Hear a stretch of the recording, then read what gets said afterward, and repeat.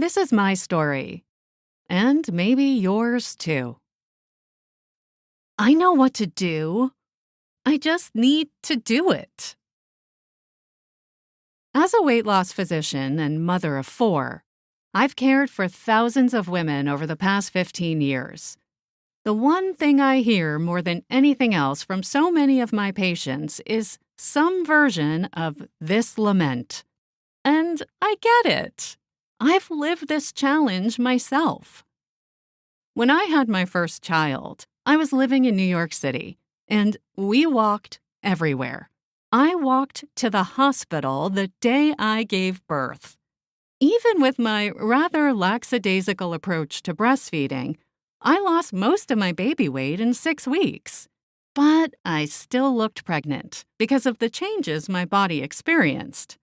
I remember feeling nervous at the thought of trying my old clothes on. I thought, I've got to start work again in 2 weeks. How many of my things will even fit me now? Will I need a new wardrobe? But no. Although I look different, all my clothes fit. The experience made me wonder why so many people had a hard time doing this. Then I moved to St. Louis. And you don't walk anywhere in St. Louis. I had my son here, and then I had my twins a few years later, and suddenly, I was nearly 100 pounds from my baseline weight. And I hated it. It's a story that so many mothers identify with and have their own version of.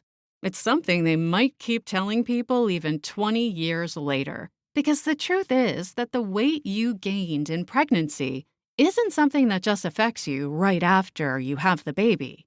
Whether you have a career outside the home or not, whether you've got 1 kid or 4 or more, you're dealing not only with those trials, but also with the unrealistic cultural expectations about how swift your recovery ought to be. Throw in a dose of toxic social media, and it can feel impossible to get back to a healthier version of you. What I want you to realize is that your story is real, and I honor the struggles and victories that have placed you here today. I also offer to you that if your health trajectory isn't where you desire, you can do something about it. The key to change is action.